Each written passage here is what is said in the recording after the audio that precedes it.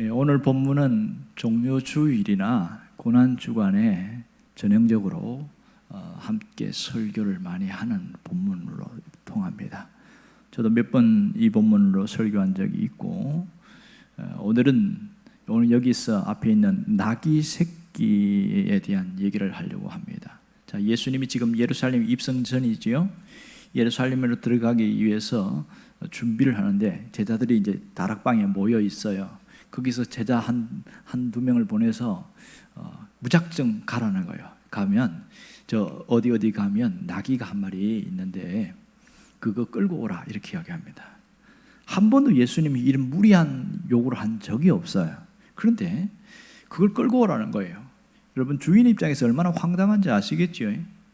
그거 내 거 아니에요. 큰 재산입니다. 나귀는 어마어마한 재산인데 그것도 어린 새끼가 나서 이걸 키우면 큰 돈이 되는데 그 새끼를 끌고 가라면 얼마나 충격이 크겠어요. 그 제자들도 참 긴가민가한 거 이거 어떻게 해야 되나, 말을 안 들을 수는 없고, 그리고 주님이 가시라니까 가긴 갔어요. 갔더니 나귀가 있는 거야. 그래서 나귀를 풀어가지고 갖고 오니까 딱 거기서 주인이 아니 지금 왜 뭐 하는 거예요? 그러니까 이거 예수님께서 갖고 오라고 해서 갑니다. 그랬더니 흔쾌히 나귀 보내줬다. 본문 내용은 이거예요. 그 뒤에 후반부는 예수님이 그 어린 나귀를 타고 예루살렘으로 들어가는 그 장면입니다. 그건 다음번에 보기로 하고요. 오늘은 왜 예수님이 나귀 새끼를 끌고 오라고 했을까? 이왕이면 나귀를 타려고 하면 성장한 나귀가 훨씬 낫지 않아요? 어린 나귀는 타면 그 무슨 힘이 있겠어요? 가다가 풀숲 주저앉아 버리면 무슨 꼴이 되겠어요? 얼마나 창피합니까? 왜 이런 퍼포먼스를 하냐고요. 말도 안 되는 것처럼. 이유가 뭐죠? 그리고 주인에게 허락했지만은 이것은 사실은 객관적으로 보면 도둑질하는 거잖아요. 왜 이런 일을 시키냐고요. 이유는 딱 한 가지입니다. 성경의 예언 때문에 그래요. 스가랴서에 보면 그 부분이 나옵니다. 읽지는 않을게요. 스가랴서 9장 9절에 보면 뭐라고 나오냐면 예수님이 나귀를 타시고 오는데 나귀 새끼를 타고 오신다. 그 예언이 있어요. 결국은 뭐예요? 예수님이 이렇게 한 것도 자기의 어떤 사적인 이익이 아니라 성경의 약속이 이루어지게 하려는 의도가 크다는 걸 알 수 있습니다. 그러면 굳이 이 다 큰 나귀를 타고 가지 왜 어린 나귀냐고요. 예언이 어떻게 되어 있습니까? 어린 나귀 새끼니라 이렇게 되어 있어요. 작은 것 어린 나귀 새끼를 타고 간다. 그러니까 생각해 보세요. 어린 나귀 새끼를 탈 때 얼마나 아슬아슬할까. 얘가 이렇게 무게가 예수님이 이게처럼 뚱뚱하면 곤란합니다. 이게 가다 픽 쓰러질 수 있는 그런 상황이잖아요. 그런데 이 부분에서 놀라운 것은 그 주인의 그런 헌신이 있었고, 주님이 이 나귀를 새끼 타고 가는 것을 공개하시는 것은 우리가 어떠한 삶을 살아야 할 것인가를 정확하게 이야기하는 겁니다. 오늘 여기서 예수님의 말씀 속에서 그것을 찾을 수 있는데요. 제자들에게 이렇게 말합니다. 그 나귀 왜 끌고 가요? 이렇게 물으면 주께서 쓰시겠다고 말하라 이렇게 합니다. 주가 쓰시겠다. 이게 핵심 키워드입니다. 주가 쓰시겠다. 오늘 어떤 면에서 우리는 바로 이러한 삶이 우리의 삶인 걸 살 수 있습니다. 어떻게 살아야 되냐? 주님께 쓰임받는 자로 살아가는 것이 가장 고귀한 삶이라는 것을 말하고 있는 것이죠. 여러분, 이 세상에서는 돈을 많이 갖기도 하고 적게 갖기도 하고 또 잘난 또 인생으로 살고 사람들에게 유명세를 떨치기도 하고 무명인으로 살아가기도 하고 여러 가지의 삶이 있습니다. 또 삶의 굴곡이 아주 큰 사람도 있고 그렇지 않고 약간 평탄하게 가는 사람도 있고 천차만별입니다. 하나님은 우리가 이 세상에서 무엇을 가졌느냐, 얼마나 잘 살았냐 그걸로 평가하지 않아요. 하나님 앞에서 어떻게 살았는가 그것만 가지고 평가합니다. 그러니 우리가 하나님 앞에서 가장 인정을 받으려면 주님 앞에 쓰임받는 자로 살아가는 것이 대단히 중요합니다. 모두가 주님께 쓰임받기를 원하고 있잖아요. 그런데 하나님이 쓰시지 못하는 자가 있어요. 누굴까요?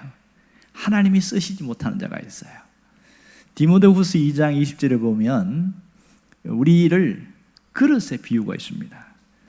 거기 보면 큰 집에는 금그릇도 있고 은그릇도 있고 동으로 만든 것도 있고 나무로 만든 것도 있고 각각 종류가 사이즈가 큰 것도 있고 작은 것도 있고 다양한 그릇이 있다 이렇게 말합니다. 그런데 주께 귀 쓰임 받는 것은 자기를 깨끗해 한 것이다. 생각해 보세요. 그릇이 금덩어리를 만들어졌어요. 누가 봐도 와 대단하다 그러죠. 근데 여기에 물건이 담겨 있는데 곰팡이가 나 있어요. 그 그릇 쓸 수 있을까요? 아무리 그릇이 좋아도 못 씁니다. 진짜 쓰임받는 그릇은 어떤 그릇일까요? 아니 깨끗한 그릇입니다. 깨끗한 그릇. 앞에 스크린 한번 봅시다. 디모데후서 2장 21절 함께 읽어볼까요? 그러므로 누구든지 이런 것에서 자기를 깨끗하게 하면 귀 쓰는 그릇이 되고 거룩하고 주인의 쓰심에 합당하며 모든 선한 일에 준비함이 되리라. 놀랍지 않습니까? 누구든지 자기를 깨끗하게 하면 어떤 그릇을 쓰임받아요? 귀 쓰는 그릇이 된다는 겁니다. 그릇의 종류가 문제가 아니에요. 직업의 문제가 아니에요. 나이나 빈부귀천이 문제가 아닙니다. 자기를 깨끗하게 하는 게 뭐예요? 영적으로 청소가 되어 있는 사람을 말합니다. 청소가 된 사람. 이런 사람들은 주인의 쓰심에 합당한 자다. 하나님이 보실 때 너는 참 수고를 많이 했다. 자기를 깨끗하게 하는 게 가장 우선이다. 그 얘기를 하고 있습니다. 여러분, 쓰임받는 자들은 마지막 날까지 내가 주님 앞에 쓰임받게 해주세요. 자기를 깨끗하게 하려고 하는데 문제가 생겼어요. 그릇이 더러워졌어요. 어떻게 해야 돼요? 대청소하면 되죠. 대청소하는 것을 신앙적 용어로 뭐라고 표현하냐면 회개다 이렇게 이야기합니다. 여러분, 회개를 잘 모르는 사람들은 자기가 죄를 지어서만 회개한다고 생각하니까 목사님 저는 죄 지은 것도 별로 없는데요 뭐 굳이 회개하라고 합니까? 이렇게 묻더라고요. 여러분, 회개가 죄를 지었을 때 회개하는 거 맞아요. 그것만 회개가 아니에요. 진짜 회개는 깨끗하게 하는 것이 회개의 목적이란 말이에요. 그렇죠? 그렇다면 회개는 뭐냐? 새로운 정의를 제가 양육할 때에 배운 사람들은 잘 압니다. 회개는, 따라해보세요. 회개는 내 영혼의 샤워다. 믿습니까? 회개는 내 영혼을 샤워하는 거니까 깨끗해지는 기능입니다. 그러니 회개는 많이 해야 돼요. 가끔 해야 돼요. 가끔 해야 되죠. 죄진 것도 없는데. 늘 회개하는 건 내 영혼을 샤워하니까 뭐가 돼요?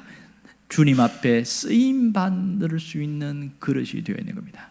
그런데 그릇도요, 이게 그냥 붙어 있는 것은 싹 청소하면 없어지죠. 딱 붙어서 안 떨어지는 게 있어요. 어떻게 해야 되죠? 어떻게 해야 돼요? 지혜로운 분은 이걸 불려가지고 있다가 청소하는 분도 있고, 그래도 안 떨어지는 것 같아요. 철수세미 갖고 그냥 빡빡 문질러야 돼. 그게 있습니다. 우리 신앙에도 그런 게 있어요. 내 마음에 딱 붙어가지고 안 떨어지는 게 있어요. 그게 뭔지 아세요? 과거에 묶여있는 것이 그겁니다.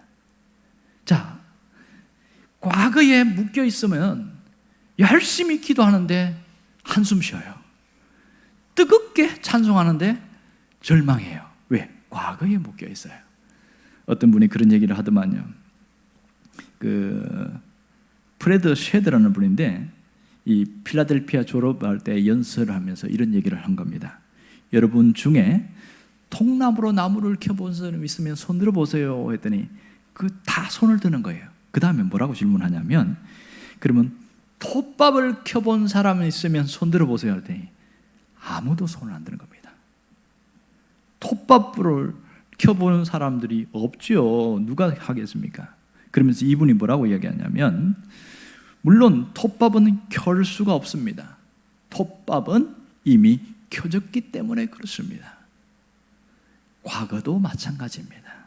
이미 지나가버린 그 일을 걱정하고 근심하고 한숨 쉬는 것은 톱밥을 켜려는 것과 같습니다. 아주 유명한 그런 연설이었습니다. 신앙인 중에서도 과거에 묶여서 있는 사람들은요, 톱밥을 캐는 것 같아요. 언젠가 얘기했는데 기억나세요? 흘러간 물은 물레방아를 돌릴 수가 없습니다. 신앙은 현재형이고 미래형이에요.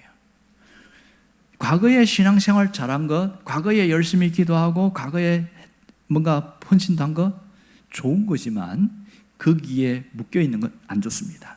그리고 과거에 내가 안 준 쓰라린 상처와 아픔과 충격에 묶여있는 것도 더더욱 안 좋고요. 중요한 것은 오늘, 지금입니다. 지금 내가 주님 앞에서 회개하고 시작했으면 그때 그 즉시 귀하게 쓰임받는 그릇이 되는 거죠. 하나님이 쓰실 수 있는 거죠. 주가 쓰시겠다고 하라. 이 점이 대단히 중요합니다. 자, 우리는 이런 결심을 해야 됩니다. 주님 앞에 쓰임받다가 마지막까지 내 안에 예수의 흔적을 남기는 자로 살게 해주세요. 이런 기도가 필요합니다. 예수의 흔적이 뭡니까? 예수를 믿다가 당하는 고난이나 예수를 믿다가 당하는 억울함이나 예수를 믿다가 당하는 힘겨운 것들이 다 흔적이에요. 바울이 그런 이야기 하잖아요. 나는 내 몸에 예수의 흔적이 있노라. 그 흔적이 헬라어로 스티그마인데 유명한 말입니다. 스티그마. 예수의 흔적이 있는 사람, 그 사람이 가장 아름다운 멸류관을 받는 자입니다. 주님을 위해서 뭔가 하려고 하다가 잘 안 됐어요. 주님은 결과라고 평가하는 것이 아니라 그 중심, 그 마음, 그 과정을 귀하게 여긴다는 걸 알아야 됩니다. 그랬을 때에 그 마음을 받으시는 거예요. 그게 예수의 흔적이 되는 거예요. 세상에서는요, 업적과 열매, 결과물을 통해서 그 사람을 평가합니다. 하지만 주님은 그 동기와 과정을 소중히 여긴다는 걸 알아야 됩니다. 예수의 흔적이 있다는 것이 뭐예요? 내가 주님을 위해서 살아보려고 애를 쓰고 노력하는 그것을 예수의 흔적이라고 합니다. 이런 흔적을 가지려면 언제나 주님이 말씀하실 때에 예스라고 대답할 수 있어야 됩니다. 주님이 말씀하실 때는 두 가지입니다. 때로는 부담스러운 게 있고 때로는 할 수 있기 쉬운 게 있어요. 각자 맞게끔 말씀하십니다. 결과는 뭐냐? 그것을 하고 나면 다 복이 되는 것이 있습니다. 여러분, 오늘 내가 주님 앞에 쓰임받는 사람, 내 몸, 내 시간, 내 재능, 주가 쓰시겠다고 할 때에 가장 귀하게 쓰임받는 그런 도구가 될 수 있기를 주의 이름으로 축원합니다.